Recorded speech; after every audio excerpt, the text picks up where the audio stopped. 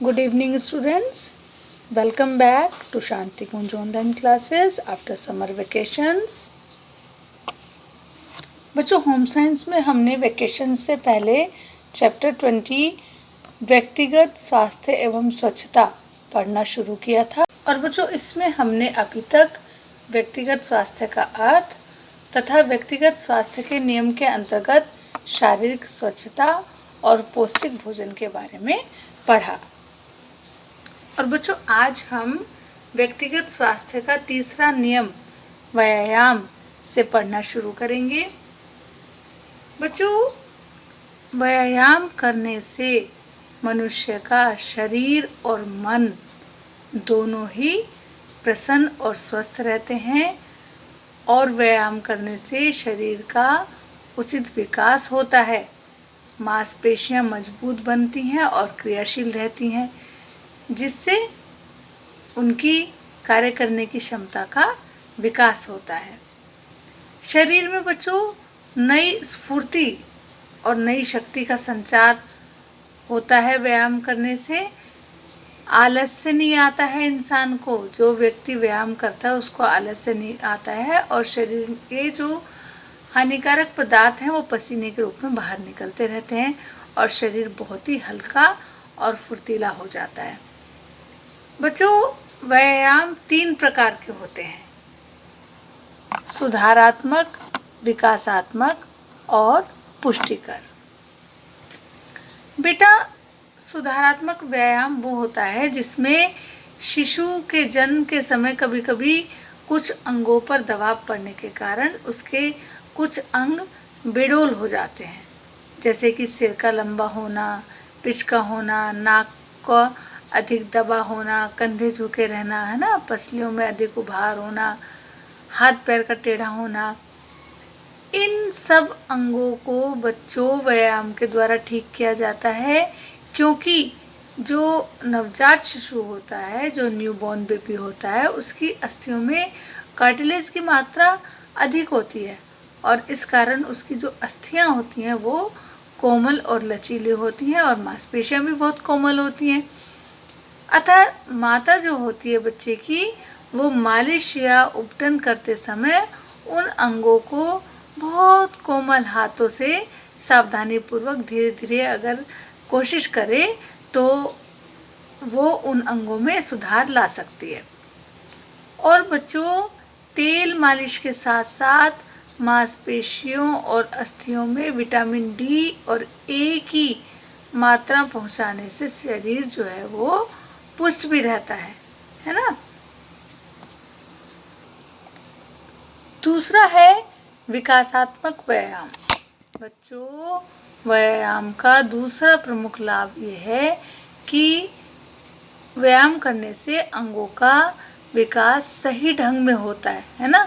और यदि सही ढंग में व्यायाम किया जाए तो अंगों का सही विकास होने के साथ साथ मांसपेशियों में इच्छा और कार्यशक्ति का नियंत्रण बढ़ जाता है और व्यक्ति का शरीर बहुत ही आकर्षक और सुंदर लगता है। तीसरा है बच्चों पुष्टिकर व्यायाम। बेटा, व्यायाम के करने से अंगों में मजबूती आती है और व्यायाम करते समय गहरी व नाक से सांस लेने से जो फुसफुसे होते हैं उनमें वायु अधिक पहुंचती है, जिससे वहाँ पर क्या होता है, रक्त की शुद्धि होती है और इस प्रकार रक्त का प्रवाह ठीक रहता है, यानी कि ब्लड सर्कुलेशन ठीक से होता रहता है। और बच्चों, पाचन प्रणाली भी स्वस्थ रहती है और शरीर की जो गंदगी है वो पसीने के रूप में बाहर निकलती रहती है ना, जिससे शरीर का हर एक अंग, चाहे वो बाहरी हो या भीतरी हो, स्वस्थ और स्वच्छ रहता है और इसका हमारे मस्तिष्क पर बहुत ही अच्छा प्रभाव पड़ता है।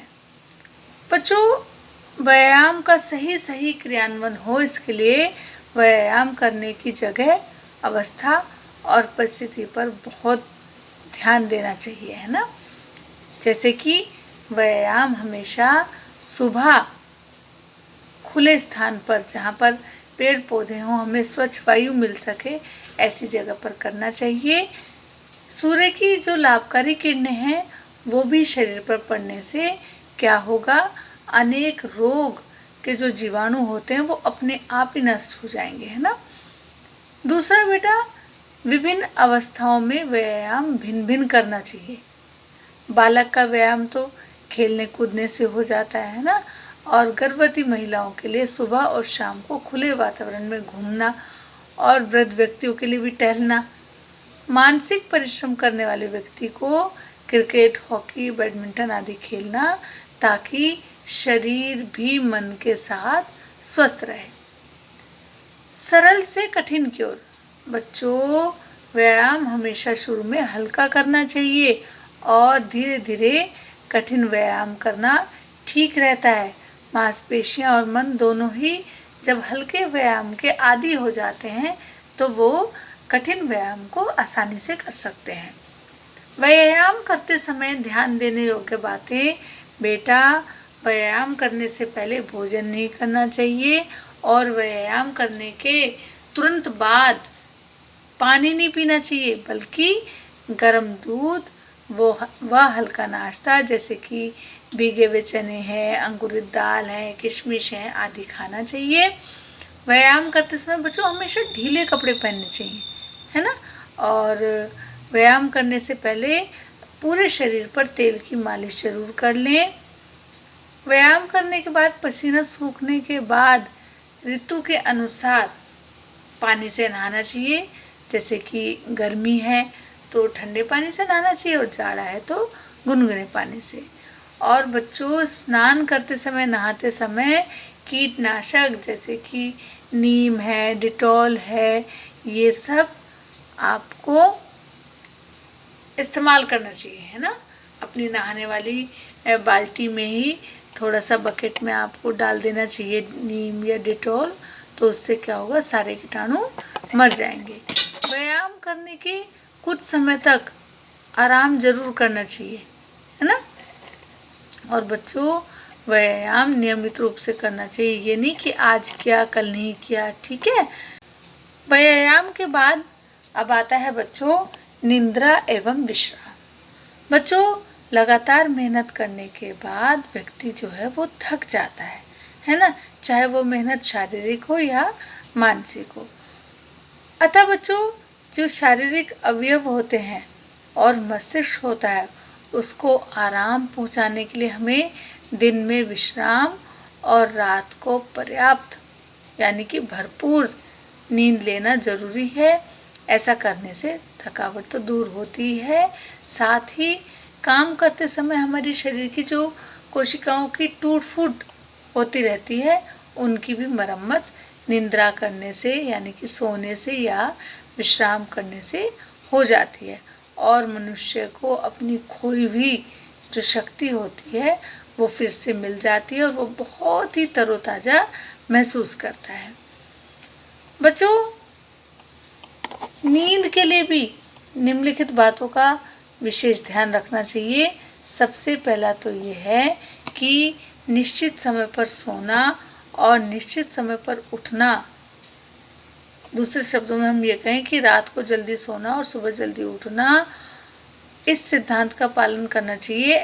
इस सिद्धांत का पालन करने से हमारा शरीर और मन दोनों ही एकदम खुश रहेंगे। दूसरा बच्चों, हम जहाँ सोते हैं, जहाँ पर हमें सोना है, वहाँ का वातावरण हवादार होना चाहिए, कमरा हवादार होना चाहिए, और ऋतु के अनुसार कमरे का तापमान होना चाहिए, है ना। अधिक सर्दी से बचने के लिए रूम हीटर और अंगीठी, और गर्मी से बचने के लिए पंखे, कूलर या एसी का अपनी सामर्थ्य के अनुसार उपयोग करना चाहिए। सोते समय बच्चों कभी भी मुंह नहीं ढकना चाहिए, और बिस्तर स्वच्छ, नरम और ऋतु के अनुकूल होना चाहिए। यदि मच्छर हो तो मच्छरदानी का प्रयोग करना चाहिए। सोने से पहले बच्चों हाथ मुंह जरूर धुलना चाहिए, है ना। ऐसा करने से हमें खूब गहरी नींद आती है और थकान भी दूर हो जाती है। सोने से लगभग 2 घंटे पहले खाना खाना चाहिए। सोते वक्त जैसा मैंने अभी पहले बताया, कपड़े ढीले पहनने चाहिए, है ना। और बच्चों सोने से पहले सब तरह की चिंता छोड़ देनी चाहिए। केवल ईश्वर का ध्यान करना चाहिए, ईश्वर से प्रार्थना करनी चाहिए कि जाने अनजाने में अगर हमसे कोई भी गलती हो गई हो आज, तो वो हम दोबारा ना करें और उसके लिए आप हमें क्षमा करें। बच्चों, दिन में भी विश्राम कई प्रकार से किया जा सकता है। ये हमारे काम पे निर्भर होता है। जो शारीरिक परिश्रम होता है उसके करने के बाद कुछ समय लेटना, मानसिक परिश्रम जैसे कि पढ़ना लिखना, या तब मस्तिष्क और आंखें दोनों को कुछ समय के लिए आराम की आवश्यकता होती है ना। और बच्चों, विश्राम की अवस्था में कोई हल्का कार्य करना, मनोरंजन के लिए गाने सुनना, टीवी देखना और आपस में हंसी मजाक करना विश्राम का सबसे ही उत्तम साधन है। आनंद प्रदान करने वाला वातावरण। बच्चों, स्वस्थ परिवार जिसमें आदत, व्यवहार, आचार विचार सभी स्वस्थ हों, तो उस घर का जो वातावरण होता है वो तो स्वर्ग के समान हो जाता है ना। कहा भी जाता है कि जहाँ सुमति तहाँ संपत्ति नाना। इसके विपरीत जिस परिवार के सदस्यों में एकता नहीं है, विचार अलग अलग हैं, है ना, आपस में प्यार नहीं है, तो ऐसा परिवार बच्चों हमेशा सुख से वंचित रह जाता है। और मनुष्य का जो अधिकतर समय है वो परिवार के साथ ही तो बीतता है। इसलिए अच्छी आदतों का समावेश घर के वातावरण को खुशहाल बना देता है ना। चिंता रहित जीवन। बच्चों, यद्यपि जो व्यक्ति है उसके जीवन में हमेशा कुछ ना कुछ समस्या लगी ही रहती है और इन समस्याओं को सुलझाने के लिए वो कुछ ना कुछ करता रहता है ना, चिंता भी रहती है उसको। लेकिन बच्चों, चिंता करना किसी भी समस्या का समाधान नहीं है। चिंता तो व्यक्ति के जीवन को घुन की तरह खोखला करती है ना। कहा भी गया है कि चिंता से तो चिता भली, क्योंकि बच्चों चिता में तो मरने के बाद एक ही बार शरीर जलता है, लेकिन चिंता तो मनुष्य को पल पल जलाती है ना। इसलिए बच्चों, स्वास्थ्य संबंधी नियमों को अभ्यासवश अपने जीवन में उतारें। यही अभ्यास जब व्यक्ति की प्रकृति में शामिल हो जाएगा तो अपने आप ही उसका मन और मस्तिष्क स्वस्थ होने पर उसके अंदर हिम्मत का संचार होगा, है ना, और वो अपने जीवन को चिंताओं से मुक्त कर लेगा।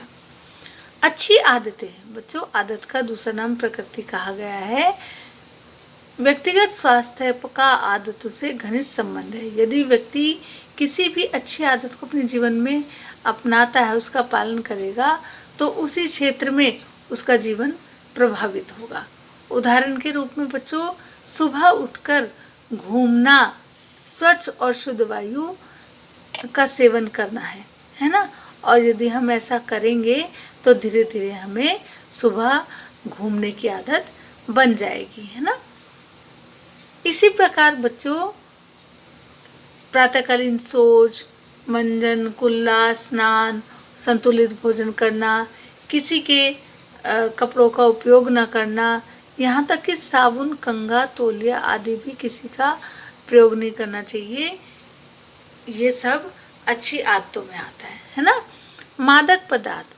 बच्चों, विभिन्न प्रकार के मादक पदार्थ जैसे शराब, गांजा, भांग, चरस, अफीम, धतूरा, तंबाकू, नींद की गोलियां, सिगार, है ना, चरस, ये सब जो हैं शरीर को और हमारे मस्तिष्क को बहुत ज़्यादा प्रभावित करते हैं। और इनका अगर सेवन करता है व्यक्ति तो उसका शरीर और मस्तिष्क दोनों ही बहुत कमज़ोर हो जाते हैं। और बच्चों, इनमें से कुछ मादक पदार्थ तो ऐसे हैं जो धीमे विष यानी कि स्लो पॉइजन का काम करते हैं। व्यक्ति को नशे का एहसास नहीं होता, लेकिन धीरे धीरे उसका जो जीवन है वो मृत्यु के कगार तक पहुंच जाता है। बच्चों, ये सब कुछ जानने के बाद भी व्यक्ति मादक पदार्थों का प्रयोग क्यों करते हैं? उसका वर्तमान में तो यही अर्थ है कि गरीबी, कुसंगति, पाश्चात्य सभ्यता की दौड़ में आधुनिक मादक पदार्थों के सेवन को बढ़ावा देती है ना। बड़ी बड़ी पार्टियों में, क्लबों में उच्च स्तर को बनाने के लिए शराब पीना एक फैशन हो गया है। और बेटा, नशीले पदार्थों से तभी बचा जा सकता है जब माता पिता शुरू से ही बच्चे में अच्छे बुरे का पर्याप्त भेद बताएं, है ना।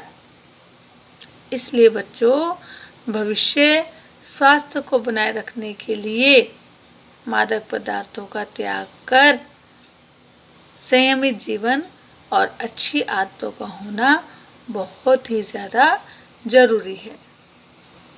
बच्चों, आज की क्लास में हम इतना ही पढ़ेंगे। इससे आगे हम नेक्स्ट क्लास में कंटिन्यू करेंगे। तो ठीक है बच्चों, फिर मिलेंगे नेक्स्ट क्लास में। तब तक के लिए take care and bye bye.